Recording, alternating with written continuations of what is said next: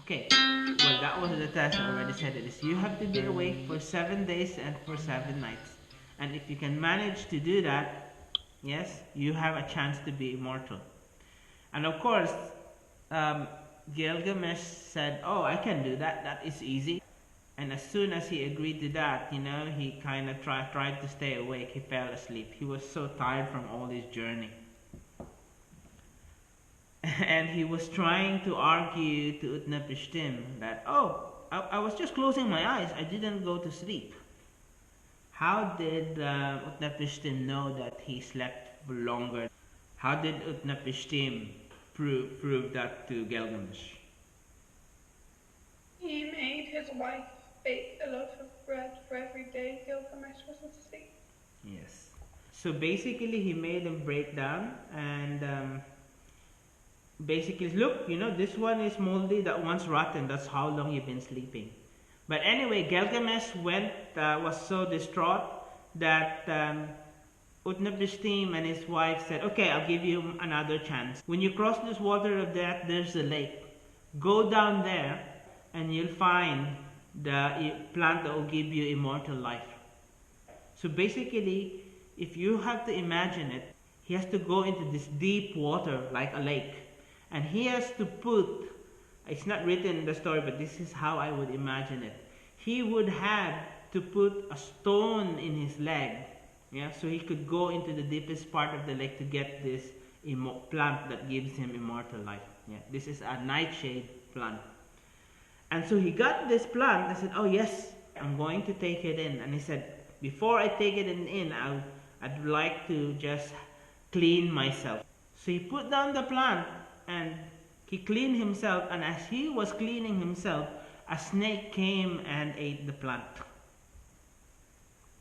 And there it goes. The plant that will give him immortality disappeared as well. And so the snake had it. Right? That's why snakes shed its skin all the time. It's like that. So basically, Gilgamesh went back to the city of Uruk empty-handed, and knowing that he was about to die. Yeah, that he will die like the rest of the human being. And that's a quick, really, way to end the story. Otherwise, we'll go on for ages and ages, and I don't want to do that. Are there any questions in the story? So basically, the whole episode, they are longer, right?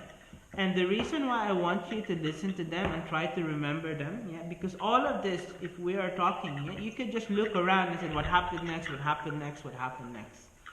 But it's a different idea when you are trying to remember, right? When you're trying to remember. Now, this is what I'd like you to do now, to reflect upon. There's thing that I gave you as an example of alliteration from the story, an example of epithet, an example of analogy. Are you able to do those, to look at, to point where those in the story and mention the words? Can you hear that, please? I didn't really get it.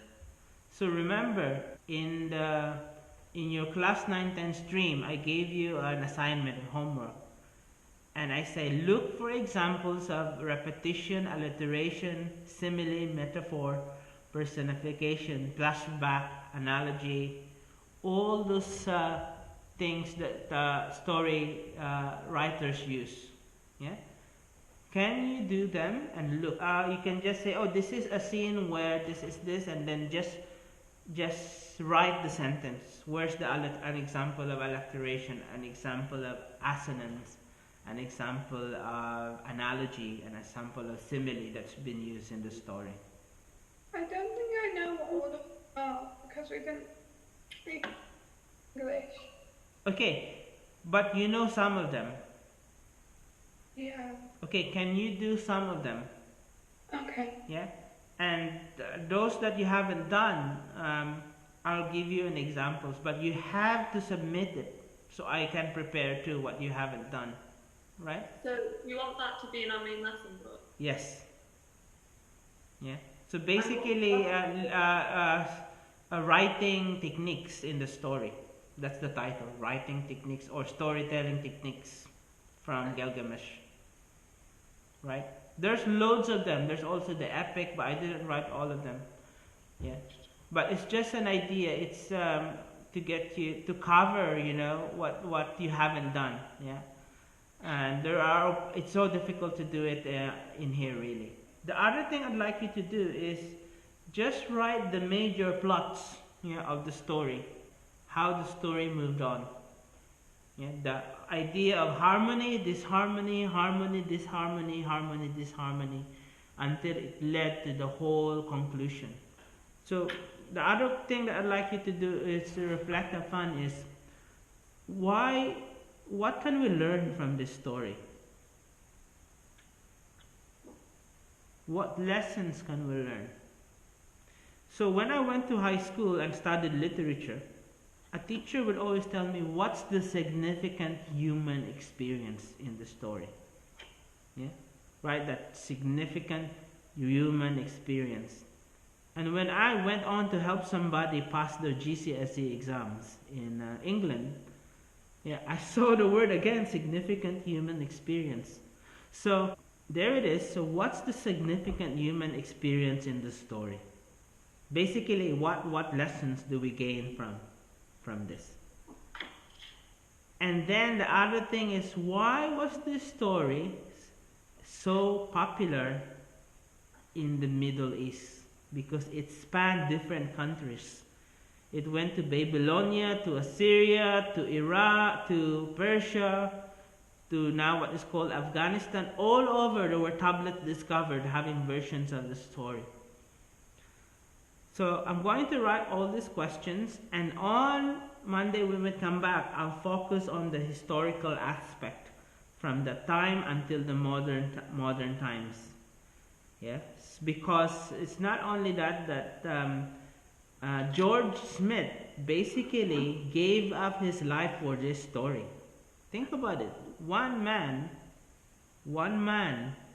made an effort, died just attempting to gather more tablets for the story. And that was essentially the introduction of the story to the Western world, is the tablets that he found mentioning the flood story in Gilgamesh. Okay, I've gone over time, but please, try to do them as much as you can. Are there any more questions? Thank you, and I'll see you on Monday.